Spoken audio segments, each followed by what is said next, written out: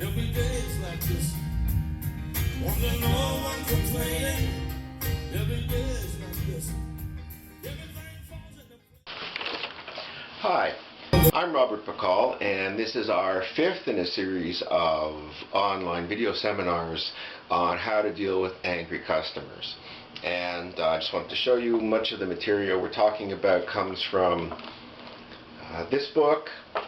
If it wasn't for the customers, I'd really like this job. Stop angry, hostile customers cold while remaining professional, stress-free, efficient, and cool as a cucumber. What can I tell you? I really like long titles. Okay, in our previous sessions, we talked about some general principles, and there are still a few more that we have to talk about before we get into the real fun stuff, which is actually techniques, things you can do and say to diffuse angry customers. Okay, so in the previous sessions we talked about the importance of self-control, and we said that if you lose control of yourself, you're going to lose, period. And you're going to spend a lot of time defending yourself, especially if you're rude. Get your triggers done. Okay, and we'll talk about more techniques that you can use to keep your self-control in some of the next sessions. Okay, we also talked about the importance of dealing with the customer's feelings first before you start to problem solve.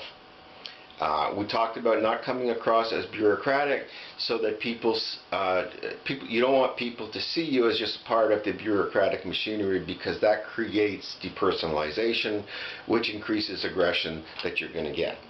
Okay, now we got a few new ones. The first one is that you have to begin diffusing angry people early on. Okay, now, it's really actually quite straightforward. Once a person starts to get angry and they're not diffused, they're going to go up and up and up and up emotionally, and they're going to up their levels of hostility towards you, and then they're going to start hitting an abusive plateau. It's much easier to stop someone early on in an interaction when they're angry than it is to stop them once they're on a roll. It kind of makes sense, right? Once they're on a roll, they stop listening. Okay, the emotions in the process stop them from hearing what you're saying. So you need to get them early. Your focus needs to be on diffusing early, and we're going to teach you how to do that in some of the later sessions. In fact, what's really interesting is when we talk about starting off these interactions effectively, you can actually start diffusing angry people before you even start talking to them, before they even are at your wicket, or as they're coming in the door, before they've said anything. You can start diffusing, and that's really important. It's a really important set of skills, and I'm going to teach you how to do that.